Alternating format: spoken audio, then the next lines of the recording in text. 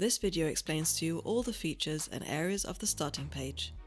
The web-based Smart Radiology software can be accessed via our platform. Sign up if you are a new user or enter your valid email address and password to log in. Once logged in, the home screen will appear. The language settings can be adjusted by selecting the language button on the top right.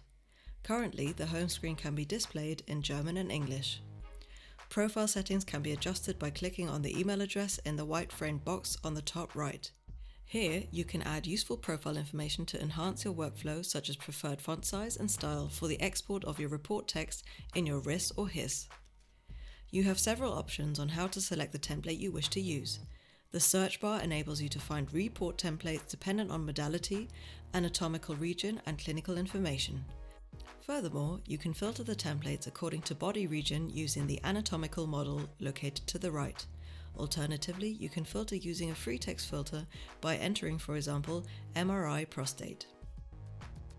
Our featured templates, which we have developed in cooperation according to the latest standards with key opinion leaders and world-renowned societies, are a real highlight. You can see the available languages on the right-hand side. Within the scope of the free basic version, you can choose from a number of featured templates which have been selected from our collection of over 200 templates.